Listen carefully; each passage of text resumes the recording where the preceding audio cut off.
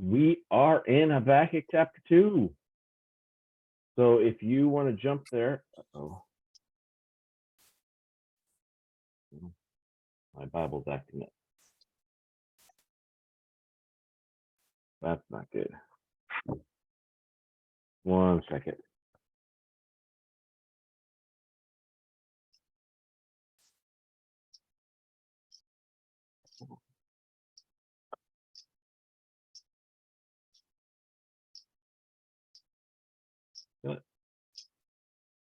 There we go. All right, we're in Habakkuk chapter 2, and let's see. So we read last week verse 1. 1 second. Come on, Chester. Good morning, gents. Morning, Charlie. Morning, Charlie and Rich and Jody and Elijah. Good to see everybody. We'll make a little chat. John's out goofing off there. Yeah. Letting the dog out, letting the dog in. Who let the dogs out, right, John? That's right. He scratches the door to come in, and then I open it up, and he scratches the door to go out. Kind of like a fly, sits on the window. Always wants to go out, and he's on the outside. He always wants to come in. Dogs are so indecisive. Agreed. Okay, so we are in Habakkuk chapter 2. If you guys want to move over there, we read verse 1 and we read verse 2 and let's see, how far did we get? We got all the way through verse 4. I switched my version to ESV, so I'm like not recognizing it, and I just realized that's why I don't recognize it. Uh-huh. I got to switch my translation back again. The old translation switcheroo trick. That's right. So last week we started with verse 4, and we're going to hit a section where God is going to start proclaiming some woes, and a lot of these sections start with woe to, but this first one doesn't. This first one is kind of an introduction to the woes. So let's reread verse 4, because that's kind of how we're getting into this whole section, and then we'll get into then the rest of it. So let's see. Dad, could you read verse 4? Here. Behold the proud, his soul is not upright in him, but the just shall live by his faith. Yeah, so last week we talked a lot about that and how the just live by faith. But here's where God is kind of switching the narrative. He was talking to Habakkuk, and now he's going to tell Habakkuk these different things and these different truths. And in a sense, they are answering the question that Habakkuk had, but it's also God's giving him some more information. So he starts this section off by saying, behold the proud, his soul is not upright in him, but the just shall live by his faith. And now he's going to continue talking about this proud man. So let's read verse 5. See, Mr. Edwards, John, could you read verse 5? Yes, sir. Yea, also, because he transgresseth by wine, he is a proud man, neither keepeth at home, who enlargeth his desire as hell, as death, and cannot be satisfied, but gathereth unto him all nations, and heapeth unto him all people. So verse 5, this is a big one, but it starts off by saying, indeed, because he transgresses by wine. What do you think that means? What do you think God is telling us about this proud man? He likes his wine. And he's drunk off his pride. Yeah, Yeah. Was somebody saying something? I was going to say, to me, transgressing is usually, well, in my head, reserved for a believer. So versus, sinning is what we did before we knew, and we had that knowledge that, oh, there's right and wrong, and there's moral and there's not moral. God's law versus ours. So to me, it's maybe somebody who came to Christ, who had a previous dereliction, a struggle with alcohol, who is saved and changed, but then still is going back to that kind of consciously transgressing against the Holy Spirit, against God, and so forth. That's what I would offer, possibly, is my opinion. I like that. That's interesting. That's good. So it says he transgresses, or he's sinning, or as Elijah said, he's, what was the word, dereliction of duty or something like that, by Yeah, wine. wasn't the right word, John. Okay. So what does this mean? Does this mean he just drank some wine and that's his sin there? Well, transgress means to cross over or go over the line to me, in other words, or cross over something. It's kind of an old word, but, transgress the mountain, or, something like that. There's a change in your direction. And, based on what we know about wine, right? Wine can alter your thought process, your body. So kind of the switch over, so to say. Yeah. To me, it's the excessive drinking, or in other words, it's to have a glass of wine is fine, but when you have the whole bottle and you get drunk, is what a transgression would be. That's where I think the line is, and it's in his pride. He's saying, "Well, I can do whatever I want," just as we sometimes get that same way. As right. We do what we want, and if I want to drink, I can drink, and who's going to tell me that I can't drink? All those other prideful things we would say, and then, but transgressing by wine would be, in other words, being drunk.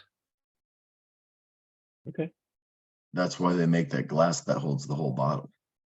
So it's just one glass. It's a big glass. That's a big glass there. The other translation. Go ahead.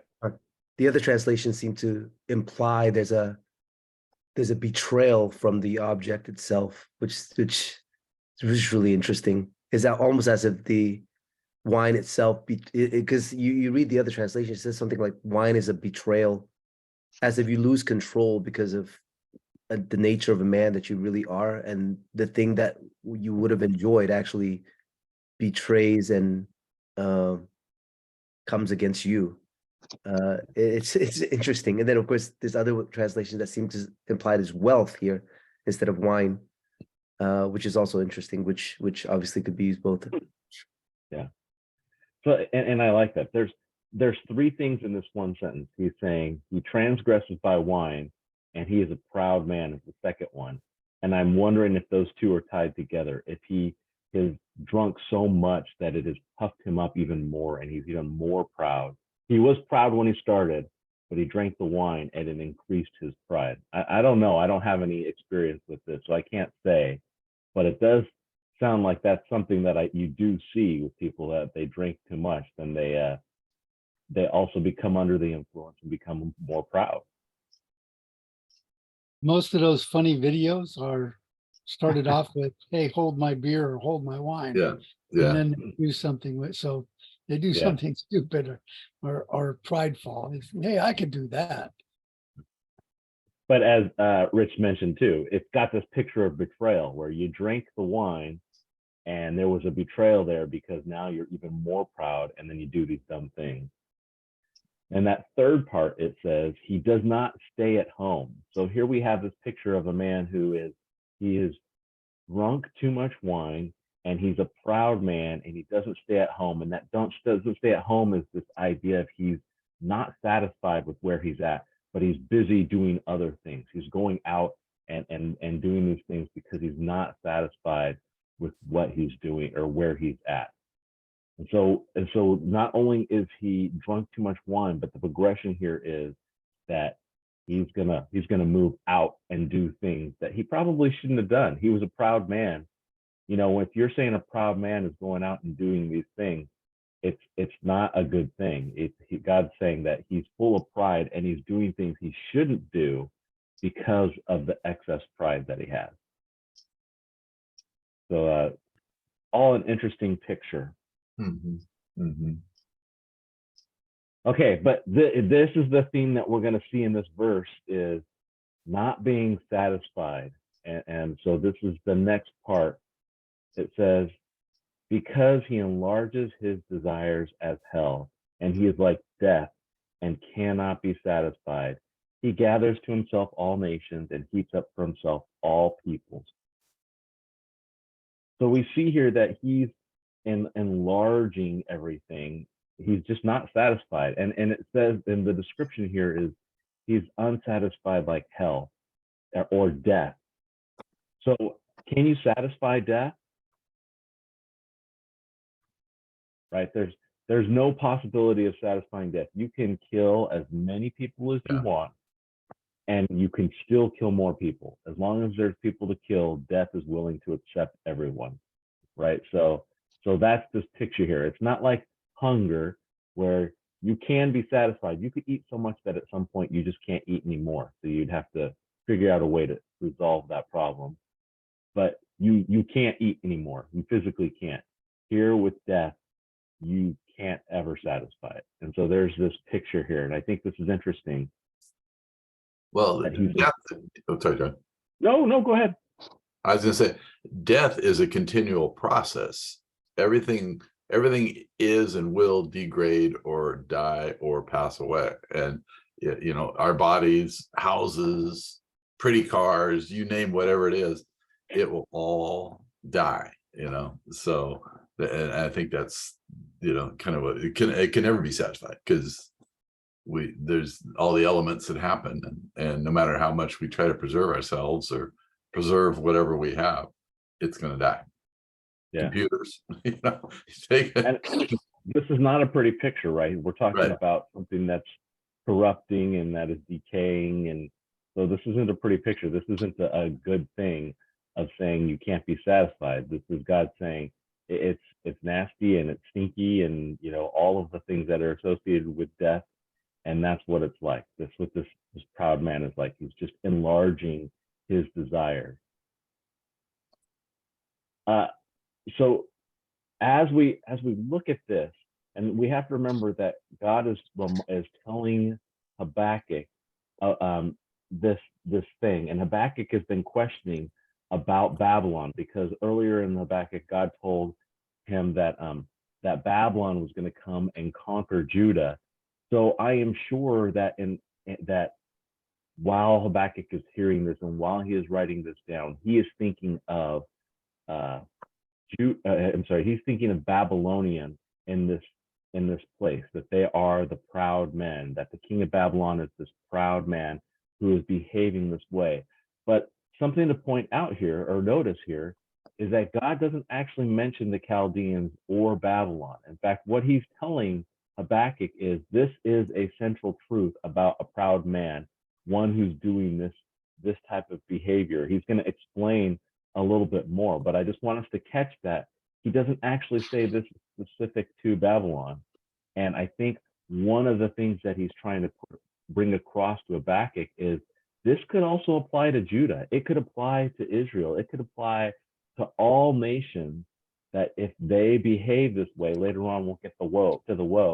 If they behave this way, there will be consequences. It's not just specific to the Chaldeans. So let's see. And also, well, no, that's the next verse. Let's get on to verse 6. Let's see. Tim, could you read verse 6? Shall not all these take up a parable against him, and a taunting proverb against him, and say, woe to him that increaseth that which is not his? How long? And to him that ladeth himself with thick clay.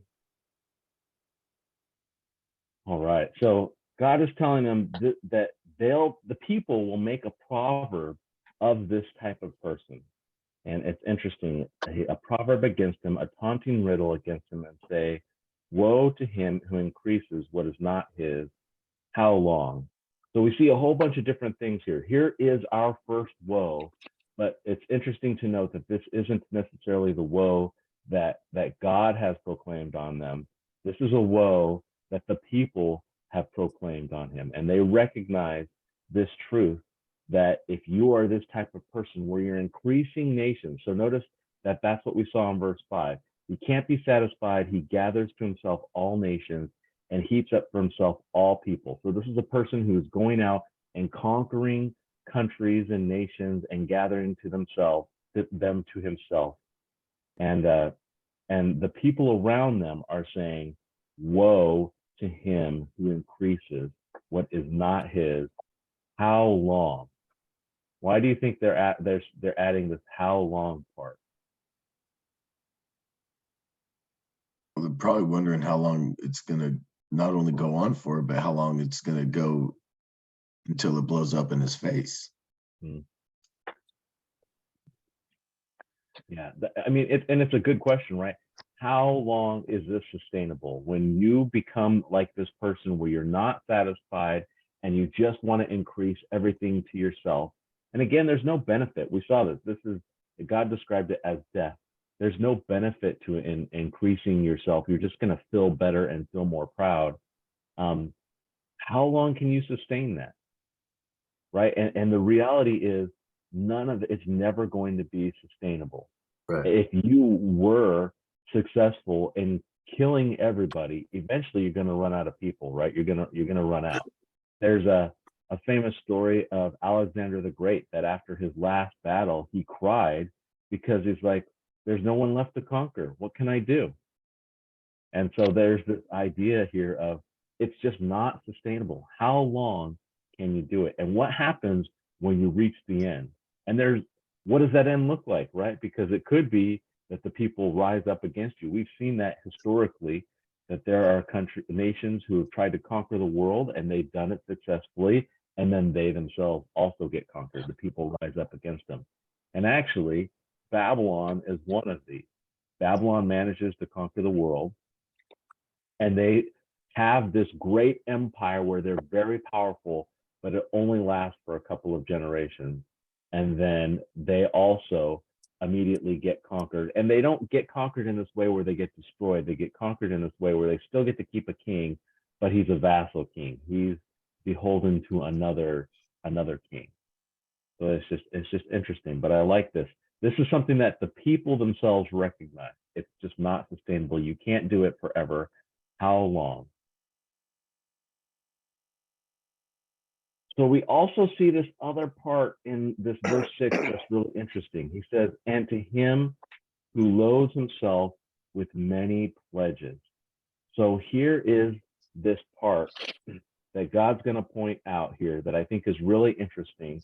And he wants this to be clear, is that this person who is doing this conquering, they're also doing it through pledges and with pledges. And this idea of a pledge is that they are the creditor, right? That somebody owes them a debt. And we see that again in ancient times.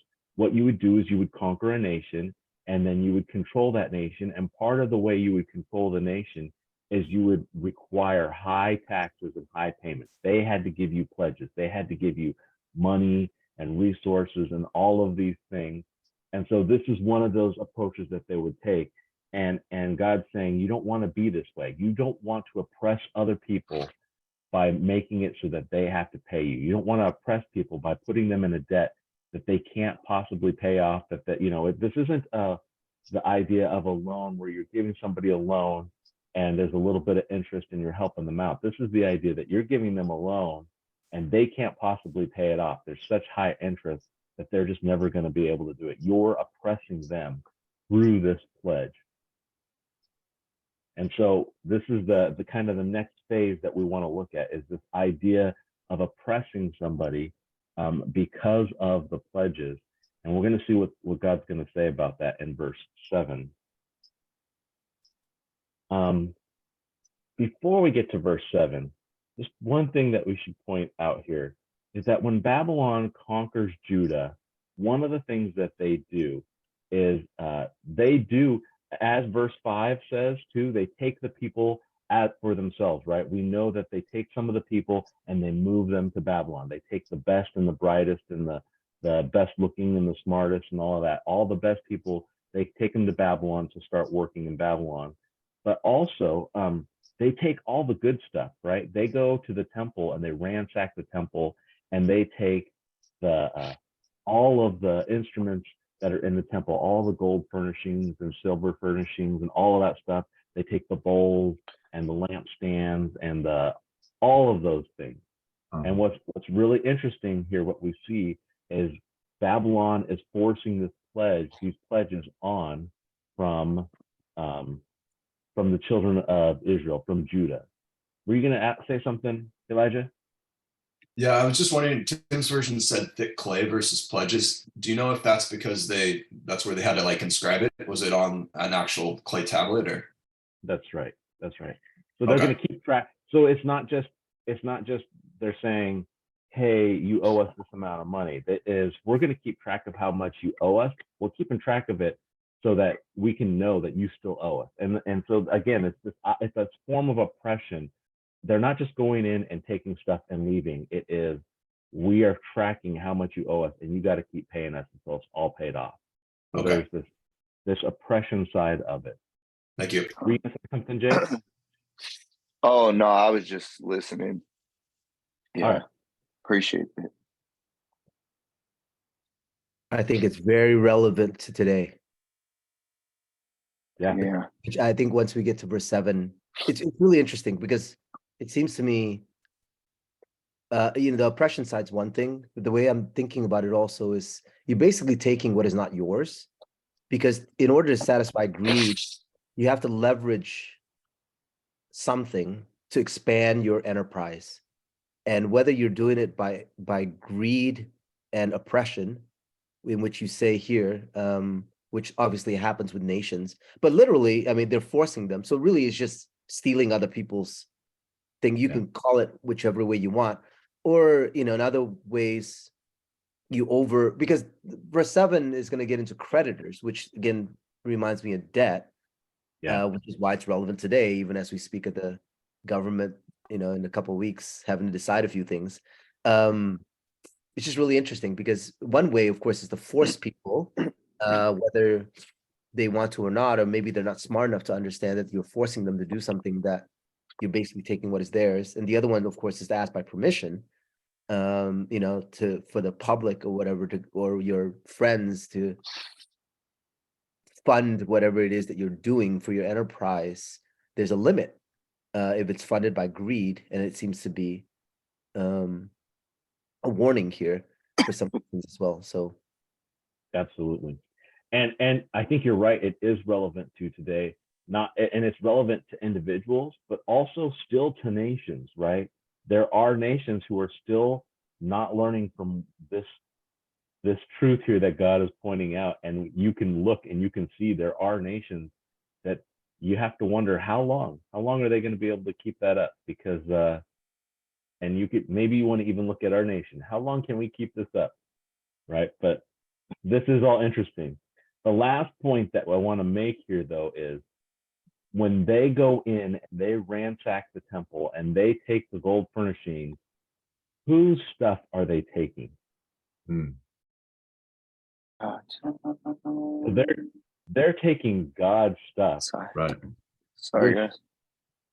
Yeah, no. So this is really interesting to me, because I think what they have done, and they don't realize it, what Babylon is doing, is they are trying to oppress God in some sense. They're trying to control him by taking his stuff and saying, your God doesn't have any power to stop us, so we're just going to take all his stuff. You have the best stuff for your God. We're going to take his stuff. And just to point out, that's not a very safe place to be, right? You don't want to be in this position where you're taking God's stuff and you're putting your finger up to him and saying, hey, God, you don't have enough power to stop me.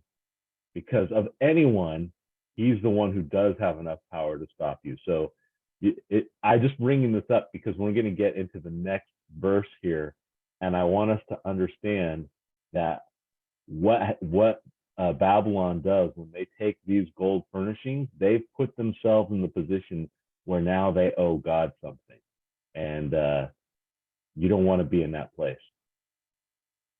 Although to some degree we are all in that place. So let's read verse 7, and let's see whose turn is it. Jake, can you read verse 7? Yeah. Suddenly your debtors will take action. They will turn on you and take all you have, while you stand trembling and helpless, because you have plundered many nations. Now all the survivors will plunder you. You committed murder throughout the countryside and filled the towns with violence. Oh wait, that's 8. Was that All 8 right. or Well, 7? yeah, go ahead and finish, Sorry, I finish read. verse 8. Go ahead and finish verse 8. It's fine. I think I just did. Oh, okay. Okay. Sorry. My translation's a little different, so I thought there might have been more. Okay. So let's look at verse 7. Will not your creditors rise up suddenly? Will they not awaken who oppress you, and you will become their booty?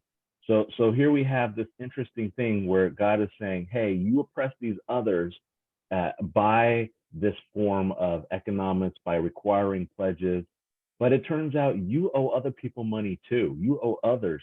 And so will not those people rise up suddenly and require you to pay them back? And if you don't, they're going to manage to oppress you as well. So this is just really interesting. As Rich was mentioning, if you're driven by greed, you will over leverage yourself because you want more. You'll never be satisfied. And you can end up in this place where God is saying, hey, you think you're all great because of all the pledges that are coming to you, but you have creditors and they're going to rise up against you. What do you think about this? Do you think this is always true? I keep thinking about how the people of Judah would have been so in tune with this in regards to the promises that God made to them about working by the sweat of their brow and gain, and he gave them the land, and the land would always be theirs. And he put into force, or he told them that to pay your debts off and not owe anybody, and if you do at the end of a certain time, those debts would be revoked. So this would be a direct attack on their belief system and what God had told them to do in regards to these matters.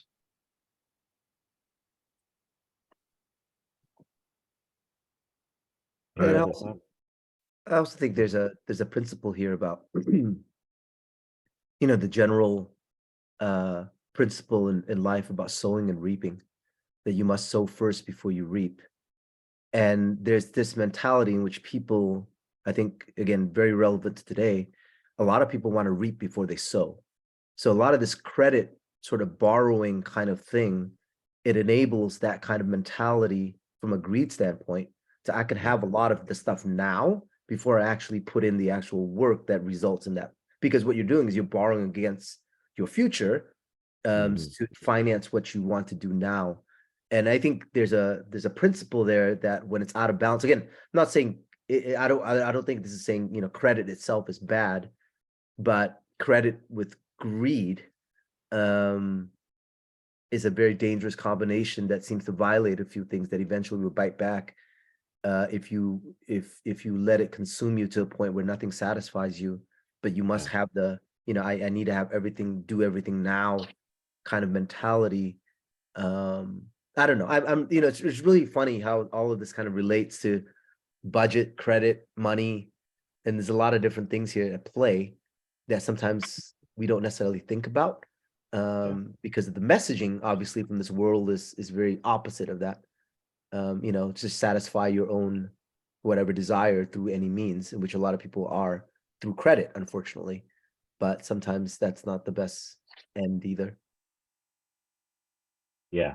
No, this is all good. This is all great. There's one thing that I thought was really interesting as we look at this too, which is if we kind of swing this back to God pointing out a proud man, a person full of pride who has done all of this, who has gathered for themselves all of this wealth and accumulated all of this power, they may get into this position where they feel like they don't really owe anyone anything. They're the ones that everybody owes everything to.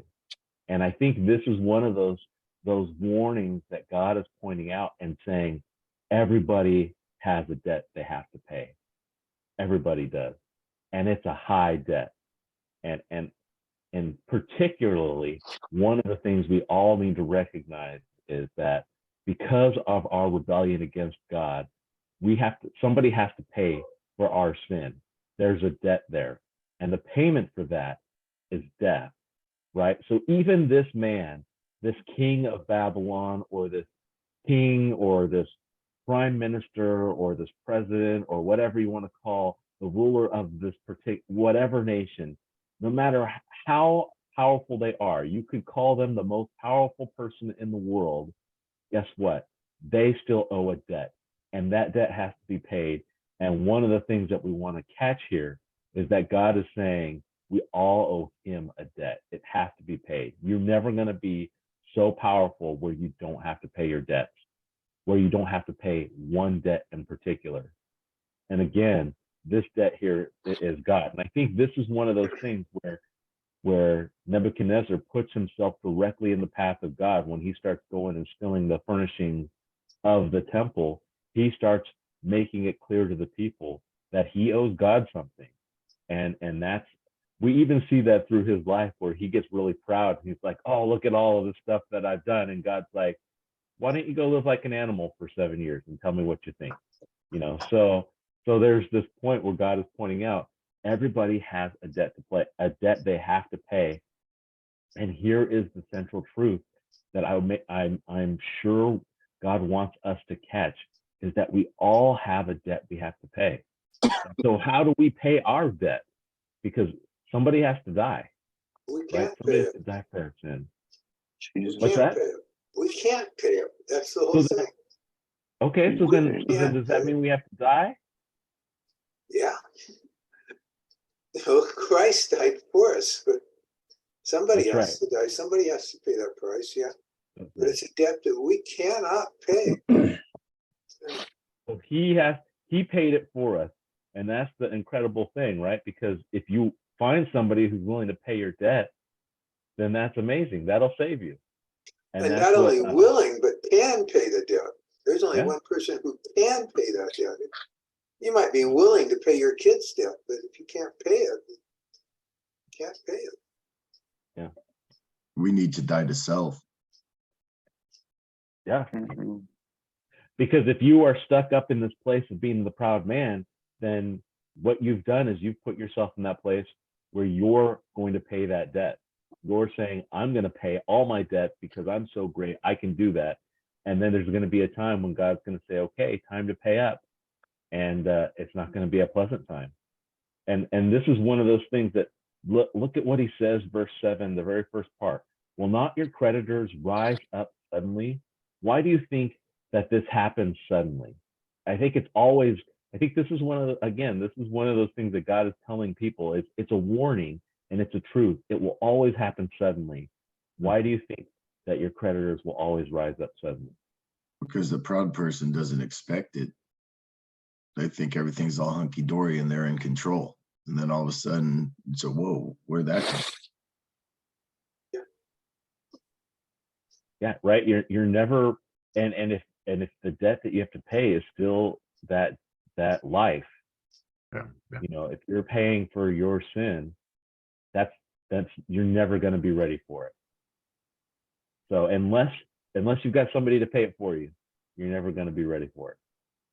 And so this is this cool aspect of it that we want to catch, that no matter how powerful someone is, they're never going to be ready for that time when they suddenly have to pay their debts. It's interesting. I feel the same relief that Christ did that for us as I do when I don't owe any bills and everything's all paid off. It's such a freeing sense of life.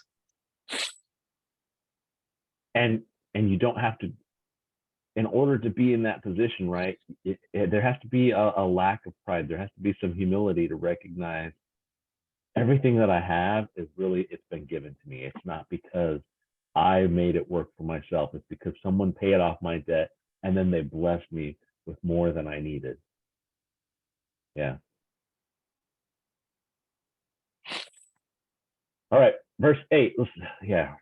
We're good. Verse 8. Because you have plundered many nations, all the remnant of the people shall plunder you, because of men's blood and the violence of the land and the city and all who dwell in it.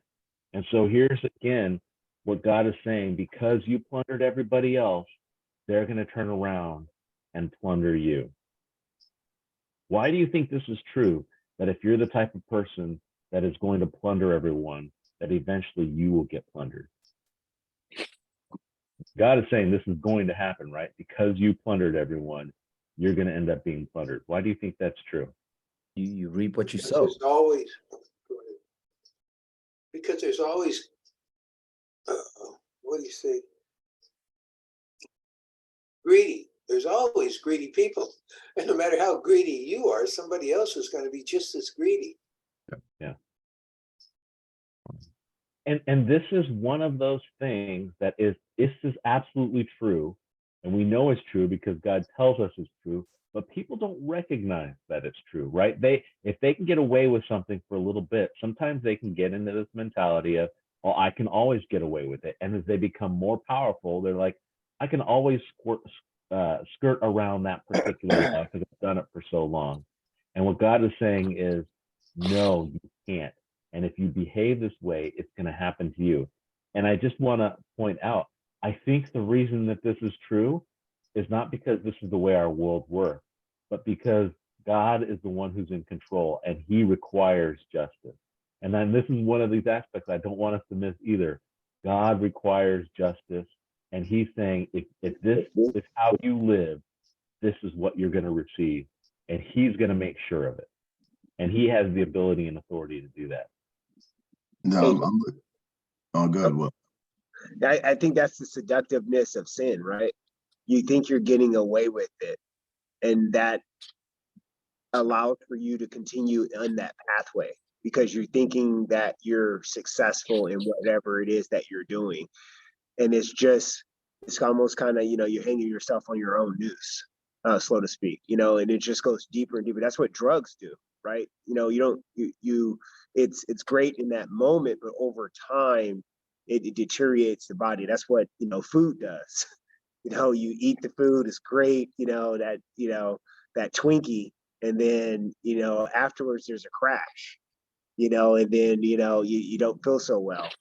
But, in that moment, it feels right and it feels good, and you continue, and now the whole bag of boxes of donuts are gone.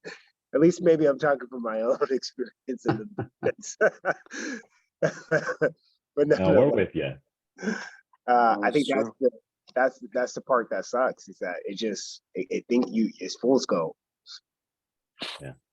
That ties right back into how we started this with the wine, because alcohol is the same way. It's exactly that. You develop a taste for alcohol and it just becomes stronger and stronger. I'm looking at it, it's because thou hast spoiled many nations, all the remnant of the people shall spoil thee. And if you keep going and conquering people and cities and towns, all the leftover people are going to start gathering and wanting to take things back. And the more nations you conquer, the more people are going to be left over, and eventually they will rise up and rise against you, as we have seen in history time and time again. Yeah. There's, what's also interesting to me is this whole thing about plunder, because even God asked Israel or told Israel that when they would win wars, they could plunder the nations too, right? And they would take all his. So it's not necessarily just the act of plundering. There's something else going on here as far as unrighteousness and injustice and oppression and a whole lot of other things that creates this kind of thing. Because if you take plundering itself in the Old Testament, I mean, Israel itself plundered many nations with God at the head of that. And now that's a whole different reason as far as judgment is concerned. But even so, here Babylon's being used as a instrument of judgment as well, and which is why they get to plunder. But there's more than just the act of plundering a nation, because sometimes in some contexts it seems that God has sort of righted the unrighteousness and righted the injustice by allowing a nation to plunder the other and take everything away. But it's not actually just the act of plundering. There's it seems to be, if you do that and you don't rule well and you continue the injustice and the oppression and everything else, somebody else has come back, and that seems to be the context here as well. Yeah, I like that. This is all really good, and it all shows us the character of God in that he doesn't want people to oppress others. He doesn't want us to have this great desire, as he mentioned, this desire of hell to accumulate stuff. Instead, he wants us to follow him and not lift ourselves up, but recognize that he's really the one in charge. And so if he gets the glory, then there's a completely different consequences for it. And as you mentioned, Rich, I like it when the Israelites leave Egypt, right? And they plunder Egypt. And the way that it happens is the Egyptians are like, here, take my stuff and get out of here, right? And that's the way they end up plundering. And it's not Israel oppressing Egypt and taking their stuff. It is, hey, take this and leave. And they get to plunder Israel in that sense. And then that is a way that God uses to bless them. But at the same time, if you take a different approach and you're oppressing people and you're trying to gather for yourself and he's not getting the glory, then he's gonna come back and take it from you as well. Hey John, what a awesome father, in the sense of, by doing it his way, by giving God the glory and the honor and the praise, and recognizing him as the being behind everything. It protects us from ourselves. It protects us from not being doing things out of ill will or this, that, and other. He's like, look, just put the focus on me, and you don't have to worry about all these other things that will come. And then we have the example of when we don't do it, how it affects us, like how it deteriorates us on a slow path. And I'm just thinking about that, and I'm like, oh my gosh, like what a great concept. Like somebody knew this would happen, so he's looking out for us, knowing what would happen, know where we've been, and we're on this side of the fall. And he's like, I got it. Just focus in on me. We don't even have to worry about this. And your intent and purpose will be taken care of as long as the focus is on me. But if you take your focus away from me, the intent and purpose is not going to be where I want you to be. And so there's going to be, deathly consequences of that. And you're going to have all these problems. So I just think that's just a loving father doing that for us on our behalf. That is tremendous, to be able to be looking out for us, knowing which way we're going to go and wanting to try and help us before we even get there. And I think you bring up a good point here, which is this whole passage here. This really is mercy. This is mercy from God. He's pointing out that this is the pattern. This is what happens. If you do this behavior, these are the consequences. And again, I'm pointing out that he doesn't name Babylon specifically in this particular part of the passage. And I wonder if Habakkuk, as he's writing this down, if he's thinking of Babylon, but he's also looking at Israel and the leaders of Israel and going, oh man, we did that. We oppressed some of the people here in Israel, and that's why this is happening. But at the same time, that's the bad news. But at the same time, there's good news, right? Because it's going to happen to those people, the Babylonians as well. I think there's a mercy in this whole thing where God's revealing, if you do this, these are the results that are going to happen. And sometimes people will say, when you follow God, it's just a whole bunch of rules. Don't do this, don't do this, don't do this. Notice God doesn't hear anywhere say, don't do this. He says, if you do this, this is what's going to happen. And I think that's an important point to understand is, again, this is all part of mercy. It is, if you do this, this is what's going to happen. He's not telling you not to do it. He's just telling you, if you do it, there's consequences. And I think, as you were mentioning before, Mark, that it's a picture of a loving father, right? Because he's not saying don't do it. He's saying, woe to them who do this, because this is what's going to happen. Kind of like a cause and effect type thing, Yeah. This will happen. Exactly. And you know, and it, like you say, a lot of people are like, no, no, no, no. You know, God, there's too many no's, and like you're saying, that's not really true. It's just part of life. You know, you drive your car, it's going to run out of gas, and it's the same idea. It's cause and effect. Yep. Yep. All right. Let's get to verse 8 because that will end this section. So let's read verse 8 up next. Rich, would you mind reading verse 8? Sure. Oh, we did read verse 8, huh? Right. Go ahead and read it again. Okay. Because you have plundered many nations, all the remnant of the people shall plunder you because of men's blood and the violence of the land in this city and of all who dwell in it. I wanted to focus on the last half of that verse, because of men's blood and the violence of the land and the city and all who dwell in it. And I wanted to bring this up for a couple of reasons, but one is we see, first of all, that man's sin impacts other people. And you don't want to get confused and to think that there's this idea of victimless sin or victimless crime. We see here that because you have plundered many nations, because of men's blood and the violence of the land of the city and all who dwell in it. So the behavior of this proud man results in the death of other people. That's a consequence of their sin, is these people that he's oppressing, they die. But then also we see a consequence of his sin is all the people that are around him, they're going to die as well. There's going to be blood that's going to be paid for. And so we don't want to miss the fact that we can do something that is going to impact other people. But I also like this because here's where we get the crux of what God's thinking here. And that is that life is valuable and it is important, right? Here's really the issue.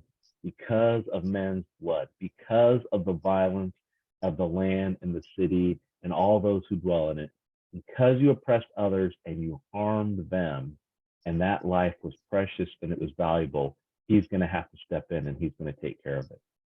And so I really like this, that he is pointing out that man is important to him and that life is important to him, and he's upset when people take their lives. So why do you think that God is having Habakkuk write this down? What do you think is the purpose of all of this? We read verses 5 through 8. What's the point? What do you think is the main point God's trying to get across here?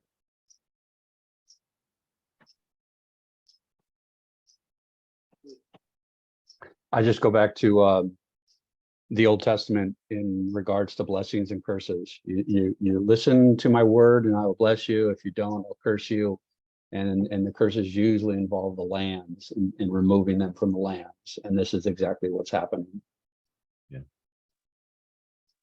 I think also that you can trust him, that he's, you know, that you can trust him through the process, that his intent is for something good for you, even though it might not, you might not see it or you might not understand it. I think God's intent and purpose is for you, but also that I will give you consequences if you do not follow what I'm asking of you. And like I think he said, it goes back to what Moses told them. I know you guys are going to be stubborn, and you guys are not going to listen.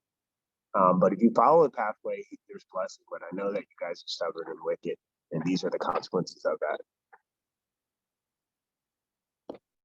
Yeah, if we remember, this whole conversation starts with Habakkuk saying, with God telling Habakkuk that he's going to rise up the Babylonians, the Chaldeans, and they're going to be the ones that are going to conquer and take over and take the land of Judah. And Habakkuk is like, no, God, you can't do that. They're evil people. You can't allow them to do that.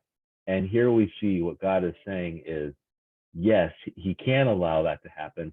They'll still have consequences. It's not like they're getting off scot-free, but these are the consequences for the people of Judah. And they are going to also, the people of the Chaldeans, they're going to have their own consequences. So it's this good picture. If we're watching movies, a common theme you will often see is that good will always triumph over evil. And I think that's kind of a misnomer, because our world is fallen. Our world is corrupt, and because of the way our world works, that should never be the case. It seems to me like evil should always conquer over those who are good, because evil is willing to oppress others. But what God is saying here is he's not going to ever allow that to happen long term. Always good is going to triumph because he's the one who's got the authority and the power to make sure that happens. And so I like this whole thing where God is saying he's the one who's in control, and he's going to make sure that there are consequences for this type of behavior. And so I like He's that the one we that see says, that. No, go for it. so I mean, we know the verse where it says, "Vengeance is mine, I will repay," and that's a scary thought. Mhm.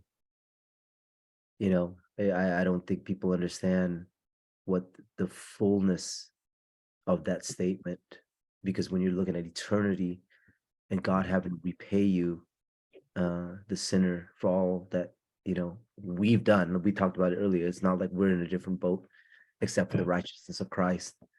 I mean, that's a you know, glorious thing to be under the blood of Jesus, because otherwise we would fall right into it, because as a nation, as a people, as a person, again, sin's there. But vengeance is mine is really sort of the whole encapsulation of this, that God never lets anyone get away with anything, even though it seems like it for time. And it's so amazing that he's saying this. This is absolutely true that he's saying it. No one is going to get away with it.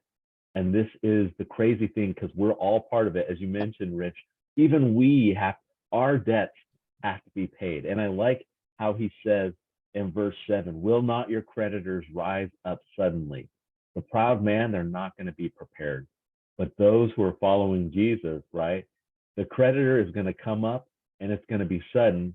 We might not be ready for the death to happen. Maybe we're going to die tomorrow, but at the same time, our debt is already paid. So it's going to be like, Jesus said he's got it. You got to talk to him. And God's going to be like, okay, come on in. So it's a great position to be in. On this side, if you're on the proud side, it's not a great position to be in. Pastor Brian brought up a great point in our Wednesday study in regards to this matter about the Christians that were led into the Colosseum to be attacked by the lions, and they met that fate with a calm serenity, and they didn't. The crowd was completely blown away by that. They couldn't fathom how the Christians could just go to their death so willingly and accept it. Yeah. And that's the power of the resurrection, right? Because when Jesus rose from the dead and came back to life and said, I'm going to raise you up from the dead, you don't have to fear death anymore. That's all taken care of. But if you aren't following Jesus, right, you still have to fear death. Great.